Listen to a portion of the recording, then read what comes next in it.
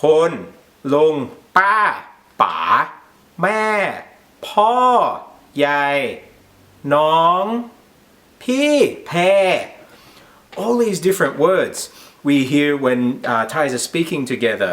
It's not like in English when we just have this one word you. Now, I've spoken in another clip about the use of the word Khun. Many people, when they speak Thai, the first word that they learn for, they ask, how do you say you and me? And somebody will say you, Khun. Khun does not mean you.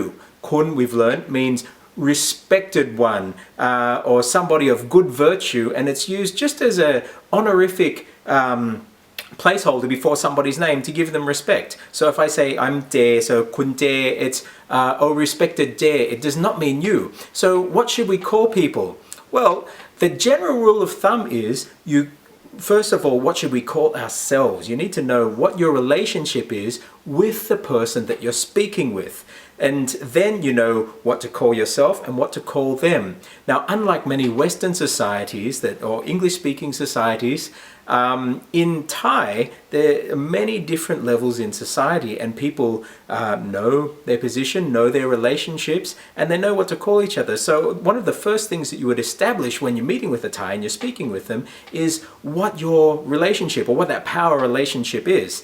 It sounds a little bit complicated at first, but it amazingly just all happens fairly naturally after a while once you've been there. And so the first thing, Khun, if I was to use the word Khun with a friend or a family member, they'd just laugh.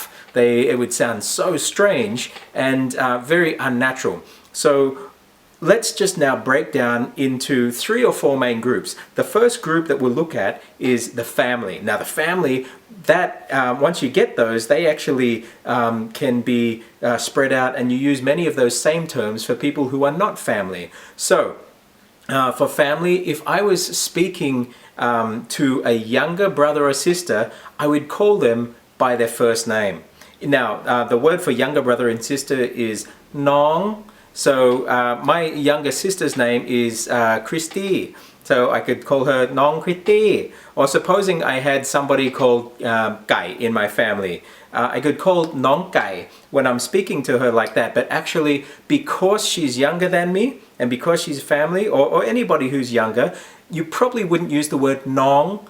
You would just call Gai, whatever that nickname is.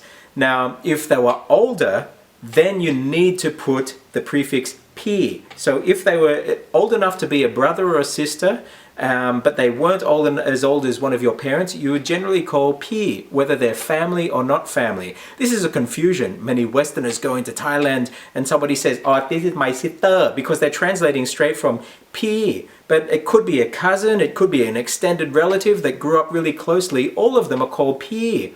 Now, supposing you have 2 kids together that are in a family, and when they're speaking to each other, they will call each other Khao for I. Khaoไม่ชอบ Khaoไม่ชอบ I don't like it. That's when the little kids are speaking to each other. But the younger one will call the older one P, and then the older one will just call the other one by their name. So this is within a family how it works. The mother and father, everybody in that family would call the mother Ma, and everybody would call the father Pa, meaning mother and father. Now, if you had a grandmother and grandfather, now if it goes on the mother's side, that would be Yai for the grandmother and Ta for the grandfather. If it was the paternal side, so the grandparents on the father's side, you would call it, you would say Ya, Ya. That's with a falling tone. That's for the grandmother or the mother of the father, or for the father of the father is Bo. Now, funnily enough, when you transfer these terms over into people in the general public, you would do the same. So somebody who is older than you, you call them older brother or sister, P. Somebody who is younger than you, you would call them nong when you're calling them over. You don't know their name, so it's okay just to call them nong, and you don't even need to use their name. Supposing you're in a restaurant, you just call them nong for a younger person. If they're really young, so if they're old enough to be, say, your daughter, you can often call them no. And indeed, in families, the young children, when they speak to the parents, often they will refer to themselves as no, but when they're speaking to their siblings, they will refer to themselves as kao. So you can see how that goes. Now, I even know grown adults, when they're speaking with their parents, and grown men, they still use the term no, which actually means mouse, or little mouse, or rat, but it sounds cuter as mouse. That's more the feeling of what no means. So we have no, we have kao, we have pa, meh. Notice that there is no kun for you, or Phom, or DiChan for a lady, Phom for a guy. We haven't said that yet, and you probably wouldn't ever use those when speaking in a family context.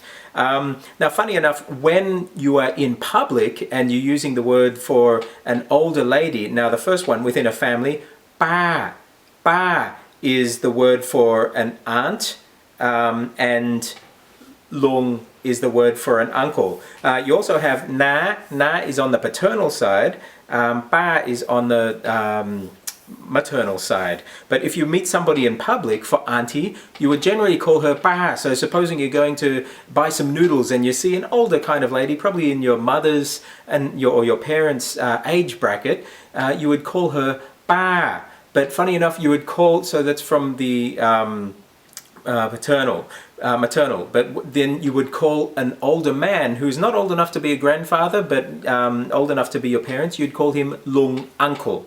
If she was really old, you would call her yai. Yai is grandma, or you'd call the older gentleman that's old enough to be your grandparent ta. Okay, so we have pa and lung for aunt and uncle if they're just in the public. And then you can call somebody who's a next generation above them, old enough to be your grandparents, yai and ta. Now that's funny because yai is the maternal grandmother, but ta is the paternal grandfather. But it's just the way it works. It would sound funny if you were in public and you called somebody bo, which is the paternal grandfather, or you called somebody ya. It just feels normal, more natural to call them yai and ta. Now, there's another one. Often you will hear people refer to a female as yai such and such. It's just a general term for a female, and you also, for example, you might have, or you just want to say this woman over here. You might hear somebody say colloquial, yai ni la, this woman here. Now, yai there doesn't have a distinct age group. It could be any age group, and it's not meaning grandmother. Yai, in this sense, just means somebody, a female person. And the same thing, ta can be used as a shorthand form for a male. So, ta ni la, or ta je, this guy J over here, or this guy over here, ta. So, ta and yai is another general term that can be used for yai, a female, and ta for a male. There are also other terms which start to get to become rude expletive terms. So if I wanted to refer to a female and I was really angry, or I wanted to insult her and didn't want to give her respect, so it's basically the same as saying that effing woman, or that damn woman, you would just put e. So ini, this effing lady, and there's so much meaning that's wrapped up in that e. Now it sounds a bit rude, and I don't know if it should be put across here on YouTube, but I say learn it all, learn the whole spectrum. So ini, the equivalent on the male side is ai, with a falling term. So ai ba, if you want, ba means stupid, so ai ba, if you wanted to call that stupid guy over there, or a stupid woman, would be i ba. So whatever the term is that that person would refer to you, that's what you normally call yourself, instead of using the word for I or DiChan. And whatever that person's relationship is to you, or what that power level is, that's what you call them instead of their name. So always remember, and just try and get into the habit of always putting some kind of prefix behind a name. At the very least, if you don't know which one, just use the word Khun, respected one, and that's like a ground level entry point personal pronoun that you can use with anybody, and it respects them. Just one thing with the word Khun: when you're introducing yourself, don't address yourself as Khun. So if somebody says, "What's your name?" ชื่ออะไรครับ Don't say Khun J. Just say ผมชื่อ J ครับ I'm J. I wouldn't say I'm Khun J. This is a mistake I often hear beginners or people just learning Thai. They use the word Khun in relation to yourself. It's probably not a good idea to do that. And the only other exception in not putting a prefix in somebody is if you are younger than the person, you would just ผมชื่อ J ครับ I'm J. And then when I'm referring to myself, I might use Phom then.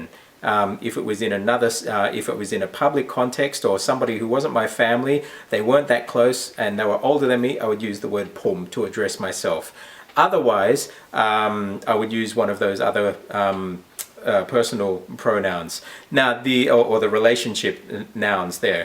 One other exception to that: very often you will hear a younger girl often refer to herself by her name. So, for example, if her name was Gai, she wanted to say "I don't like it" to somebody older than her, or it could be somebody in her group. She'd say "Gai me chob," "Gai me chob." So Gai doesn't like it, which means I don't like it.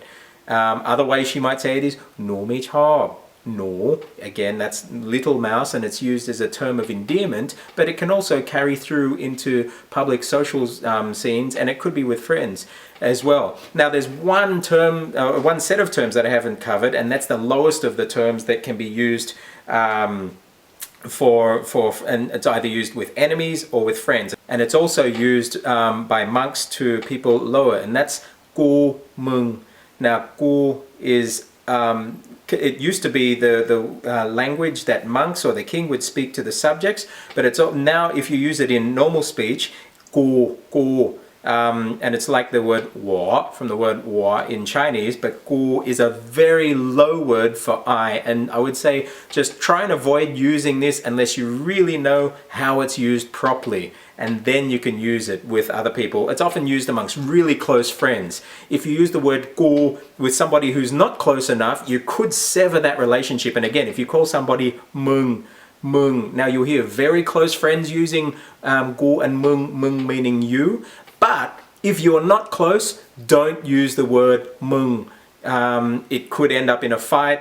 You could end up losing friends, or that person would never want to speak to you. If you do want to insult somebody, you can call them mung, a mung, or anything like this, and that's really getting down into the gutter, but expect to get into a fight. Possibly it'll get bloody, and you probably would never speak to that person again. So I hope I've been able to cover a lot of the most common personal pronouns and the way that we address ourselves, other people. There are no real words for that. If you're referring to he or she, you could use kao. But normally, again, when you're talking about other people, use as a first resort, use the term that they would be to the person that you're speaking to, and you won't go wrong. I'm Stuart Raj. Sawadee krap.